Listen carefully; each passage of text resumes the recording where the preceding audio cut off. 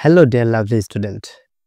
Top 10 romantic sentence 10টা romantic sentence জানবো এবং প্রতিটি সেন্টেন্সের বাংলা অর্থ তো জানবই, তো সেই সঙ্গে আমরা কি করব, গ্রামাটিক্যালি ভাবে আমরা অ্যানালাইসিস করে নিব। আমি তোমাকে ভালোবাসি, এটার ইংলিশ মিনিং হচ্ছে আমরা সবাই জানি I love you. I love you মানে হচ্ছে আমি তোমাকে ভালোবাসি। তো এই কথাটার গ্রামাটিক্যালি ভাবে আমরা একটু অপারেশন করে দেখি।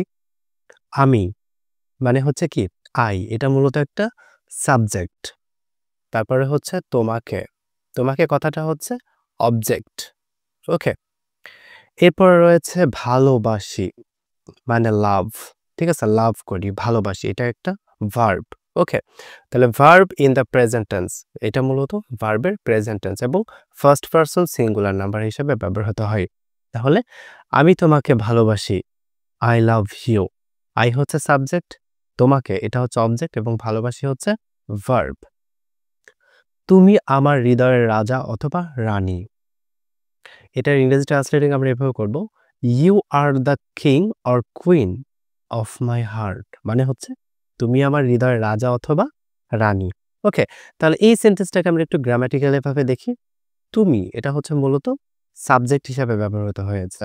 এখানে ইউ কথাটা হচ্ছে মূলত ইনফর্মাল। ঠিক আছে, তুমি আমার হৃদয়ের রাজা, তাহলে এই কথাগুলো মূলত ইনফর্মাল কথা। ঠিক আছে, মূলত ইউ হচ্ছে সাবজেক্ট। আমার এটা হচ্ছে মূলত পজেসিভ প্রোনাউন। এটার আমার, মাই, এটা হচ্ছে পজেসিভ প্রোনাউন। ওকে, তারপরে রয়েছে হৃদয়ের। হৃদয়ের এই কথাটা হচ্ছে কি পজেসিভ নাউন। ঠিক আছে, অফ দ্য হার্ট বুঝিয়ে থাকে, অফ দ্য হার্ট। হৃদয় মূলত একটা নাউন, সেটা হচ্ছে পজেসিভ নাউন। ওকে, এরপরে রয়েছে রাজা অথবা রানী, এটা মূলত একটা প্রেডিকেট নাউন। ঠিক আছে, কিং অর কুইন মানে হচ্ছে প্রেডিকেট নাউন অর্থ প্রকাশিত হচ্ছে। আমি তোমার সাথে সারা জীবন কাটাতে চাই, ইংলিশ সেন্টেন্সটা এমন, I want to spend my whole life with you. I want to spend my whole life with you মানে হচ্ছে আমি তোমার সাথে সারা জীবন কাটাতে চাই। তাহলে এই সেন্টেন্সটার আমরা গ্রামাটিক্যালি ভাবে কি ব্যাখ্যা আসে দেখি। এখানে আই হচ্ছে আমি, এরপর এটা হচ্ছে মূলত একটা সাবজেক্ট আই, এরপরে তোমার সাথে, তোমার সাথে। ঠিক আছে, এটা হচ্ছে মূলত প্রিপজিশনাল ফ্রেজ। উইথ ইউ, এই উইথ ইউ কথাটা মূলত একটা প্রিপজিশনাল ফ্রেজ। কেমন? তারপরে রয়েছে সারা জীবন। ওকে, সারা জীবন কথাটা মূলত একটা নাউন, মানে হোল লাইফ। হোল লাইফ কথাটা হচ্ছে নাউন। ওকে, তারপরে রয়েছে কাটাতে চাই, এটা মূলত একটা ভার্ব ফ্রেজ। তোমার হাসি আমার হৃদয় ছুঁয়ে যায়, your smile touches my heart. Your smile touches my heart মানে হচ্ছে তোমার হাসি আমার হৃদয় ছুঁয়ে যায়। ওকে, এই বাক্যটিতে তোমার, তোমার কথাটা কি পজিটিভ প্রোনাউন। ওকে, ইয়োর কথাটা হচ্ছে মূলত পজিটিভ প্রোনাউন। তারপর রয়েছে হাসি, হাসি হচ্ছে স্মাইল, স্মাইল কথাটা কি মূলত সাবজেক্ট, এখানে স্মাইল কি সাবজেক্ট। ওকে, তারপর রয়েছে আমার হৃদয়, আমার হৃদয় এটা মূলত একটা object. My heart, my heart এটা অবজেক্ট হিসাবে ব্যবহৃত হয়েছে। তারপর রয়েছে ছুঁয়ে যায়, এটা হচ্ছে মূলত কি ভার্ব ফ্রেজ। ঠিক আছে, টাচেস, টাচেস কথাটা হচ্ছে ভার্ব ফ্রেজ। ওকে, তাহলে তোমার হাসি আমার হৃদয় ছুঁয়ে যায়, your smile touches my heart. কত রোমান্টিক কথা, তাই না? তুমি আমার জীবনের সবচেয়ে সুন্দর অধ্যায়, তুমি আমার জীবনের সবচেয়ে সুন্দর অধ্যায়। You are the most beautiful chapter of my life. You are the most beautiful chapter of my life. এই বাক্যটিতে ইউ অর্থ হচ্ছে তুমি, যেটা সাবজেক্ট হিসাবে ব্যবহৃত হয়েছে। তারপরে রয়েছে আমার জীবনের, এটা মূলত পজিটিভ ফ্রেজ। ঠিক আছে, অফ মাই লাইফ মানে হচ্ছে আমার জীবনের, এটা মূলত একটা পজিটিভ ফ্রেজ। ওকে, সবচেয়ে সুন্দর। ঠিক আছে, মোস্ট বিউটিফুল এটা মূলত কি সুপারলেটিভ অ্যাডজেক্টিভ হিসাবে ব্যবহৃত হয়েছে। কি হিসাবে ব্যবহৃত হয়েছে? Superlative adjective. ওকে, তারপরে রয়েছে অধ্যায়, অধ্যায় কথাটা মূলত চ্যাপ্টার হিসেবে ব্যবহৃত হয়, এটা মূলত একটা প্রেডিকেট নাউন। ওকে, এটা মূলত একটা প্রেডিকেট নাউন। তোমার ভালোবাসা আমার জন্য আশীর্বাদ, তোমার ভালোবাসা আমার জন্য আশীর্বাদ। Your love is the blessing for me. Your love is the blessing for me. ওকে, তোমার ভালোবাসা এই কথাটার মিনিং হচ্ছে মূলত ইয়োর লাভ, আর এই কথাটাই মূলত সাবজেক্ট। ওকে, সাবজেক্ট হিসাবে ব্যবহৃত হয়েছে এই বাক্যটিতে। তারপরে রয়েছে আমার জন্য। ওকে, আমার জন্য কথাটা হচ্ছে ফর মি। এটা মূলত একটা prepositional phrase, for me prepositional phrase. তারপরে রয়েছে আশীর্বাদ। আশীর্বাদ কথাটার মানে হচ্ছে ব্লেসিং। কি? ব্লেসিং, যেটা প্রেডিকেট নাউন হিসাবে ব্যবহৃত হয়েছে। তোমার চোখের তারা আমাকে স্বপ্ন দেখায়। কত রোমান্টিক একটা সেন্টেন্স, তাই না? তোমার চোখের তারা আমাকে স্বপ্ন দেখায়। The stars in your eyes make me dream.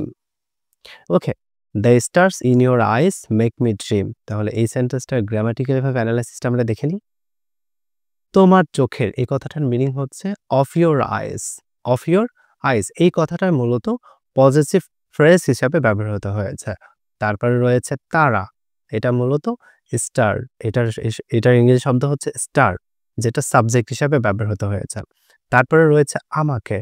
আমাকে কথাটা মানে হচ্ছে মি। ওকে, এটা মূলত ওই বাক্যে অবজেক্ট হিসাবে ব্যবহৃত হয়েছে। তারপরে রয়েছে স্বপ্ন দেখায়। এটা মূলত এটার ইংলিশ ট্রান্সলেটিং করলে এমন হবে মেক মি ড্রিম। ওকে, এটা মূলত একটা ভার্ব ফ্রেজ। মূলত কি? Verb phrase. যখন তুমি কাছে থাকো তখন পৃথিবীটা আরো সুন্দর লাগে। যখন তুমি কাছে থাকো তখন পৃথিবীটা কি? আরো সুন্দর লাগে। When you are near, the world seems even more beautiful. When you are near, the world seems even more beautiful. মানে হচ্ছে যখন তুমি কাছে থাকো তখন পৃথিবীটা আরো সুন্দর লাগে, তাই না? তাহলে এই সেন্টেন্সটা গ্রামাটিক্যাল ভাবে অ্যানালাইসিস আমরা দেখে নিই। যখন, যার বাংলা ইংলিশ ট্রান্সলেটিং করলে আমরা পাবো when। ওকে, এটা মূলত কি? একটা সাবঅর্ডিনেটিং কনজাংশন হিসাবে ব্যবহৃত হয়েছে। কেমন? তারপরে রয়েছে তুমি। তুমি মানে হচ্ছে ইউ, আর এটা মূলত এই বাক্যে সাবজেক্ট হিসাবে ব্যবহৃত হয়েছে। তারপরে রয়েছে কাছে থাকো, যার অর্থ হচ্ছে আর নেয়ার, যেটা ভার্ব ফ্রেজ হিসাবে ব্যবহৃত হয়েছে। তারপরে রয়েছে তখন। তখন মানে হচ্ছে দেন, যেটা কনজাংশন হিসাবে বাক্যটিতে ব্যবহৃত হয়েছে। তারপরে কি রয়েছে? পৃথিবীটা। পৃথিবীটা মানে হচ্ছে দ্য ওয়ার্ল্ড, যেটা সাবজেক্ট হিসাবে ব্যবহৃত হয়েছে। এরপরে রয়েছে আরো সুন্দর। ঠিক আছে? এটার অর্থ হচ্ছে even more beautiful. Even more beautiful, যেটা কম্পারেটিভ ফ্রেজ হিসাবে ব্যবহৃত হয়েছে। তারপরে রয়েছে লাগে। লাগে মানে হচ্ছে কি? সিমস অথবা ফিলস, মানে অনুভব করা, যেটা এ বাক্যটিতে ভার্ব হিসাবে ব্যবহৃত হয়েছে। আমার জীবন তোমার ছোঁয়ায় পূর্ণতা পেয়েছে। আমার জীবন তোমার ছোঁয়ায় পূর্ণতা পেয়েছে। My life has found completeness in your touch. My life has found completeness in your touch. মানে হচ্ছে আমার জীবন তোমার ছোঁয়ায় পূর্ণতা পেয়েছে। এই বাক্যটিতে আমার জীবন, ঠিক আছে, যেটার অর্থ হচ্ছে মাই লাইফ এবং ব্যবহৃত হয়েছে সাবজেক্ট হিসাবে। তোমার ছোঁয়ায়, যার অর্থ হচ্ছে ইন ইয়োর টাচ, যেটা ব্যবহৃত হয়েছে ইনস্ট্রুমেন্টাল ফ্রেজ হিসাবে। ওকে, তারপর রয়েছে পূর্ণতা পেয়েছে, যেটার অর্থ হচ্ছে হ্যাজ ফাউন্ড কমপ্লিটনেস, ব্যবহৃত হয়েছে কি হিসাবে? Verb phrase. কেমন? আমি তোমাকে ছাড়া এক মুহূর্ত ভাবতে পারি না। আমি তোমাকে ছাড়া এক মুহূর্ত ভাবতে পারি না। I cannot even imagine a moment without you. I cannot even imagine a moment without you মানে হচ্ছে আমি তোমাকে ছাড়া এক মুহূর্তও কি ভাবতে পারি না। ওকে, এই বাক্যটির গ্রামাটিক্যালি ভাবে আমরা অ্যানালাইসিসটা দেখে নিই। আমি মানে হচ্ছে কি?